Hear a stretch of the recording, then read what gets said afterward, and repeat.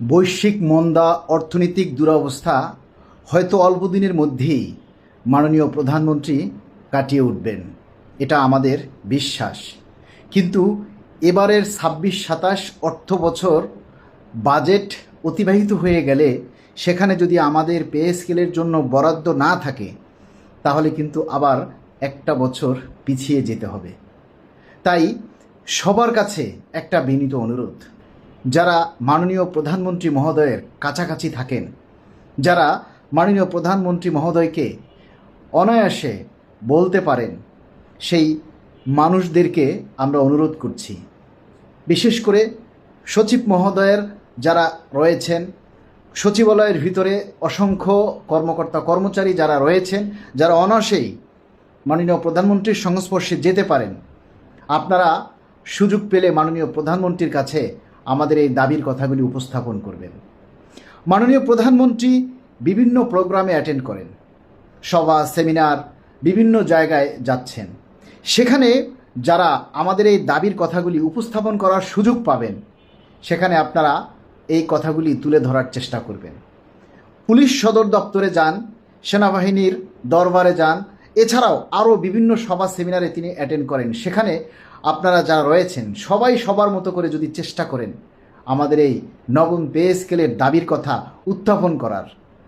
Police সদর দপ্তরে যদি মাননীয় প্রধানমন্ত্রী কখনো যান, তখনও পুলিশ সদস্যদের মধ্যে যারা রয়েছেন, যদি কখনো সেনাবাহিনীর দরবারে যান, সেখানে সেনা সদস্য যারা রয়েছেন, বিভিন্ন গোয়েন্দা সংস্থায় যারা যুক্ত আছেন, যারা দেশে নিরাপত্তার স্বার্থে কাজ করছেন, বিশেষ করে এনএসআই, ডিজিএফআই, এসএসএফ যারা রয়েছেন, আপনারা দেশের নিরাপত্তার স্বার্থে, রাষ্ট্রের প্রধানদের নিরাপত্তার স্বার্থে কাজ করলেও আপনাদেরও পরিবার আছে, আপনাদেরও ক্ষুধা পায়, আপনাদেরও সেই ক্ষুধা নিবারণের জন্য খাবার খেতে হয়, আপনাদের ছেলেমেয়েরাও পড়াশোনা করে আপনাদের পরিবারকেও ভালো রাখতে হয়।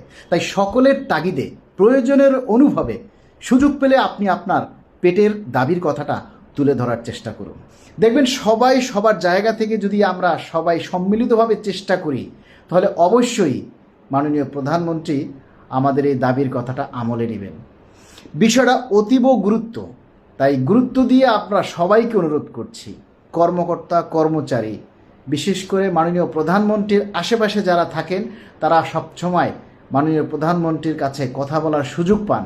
তারা একটু মেহেরবানি করে, একটু দয়া করে মাননীয় প্রধানমন্ত্রীর সামনে এই কথাটা নির্ভয়ে তুলুন।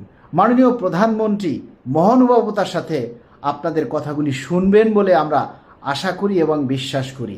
কেননা তিনি জনগণের ম্যান্ডেট নিয়ে ক্ষমতায় এসেছেন, জনগণকে ভালো রাখার জন্য, সাধারণ মানুষকে ভালো রাখার জন্য, তেমনি তার পরিবারের অংশ সরকারি কর্মকর্তা কর্মচারীদেরকেও তিনি ভালো রাখার জন্য চেষ্টা করবেন। এটা আমাদের আত্মবিশ্বাস।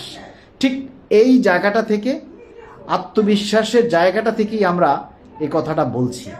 এবং মাননীয় প্রধানমন্ত্রীর সাক্ষাতের জন্য আমরা বাংলাদেশ সরকারি কর্মকর্তা কর্মচারী কল্যাণ সমিতির পক্ষ থেকে আবেদন জানিয়েছি।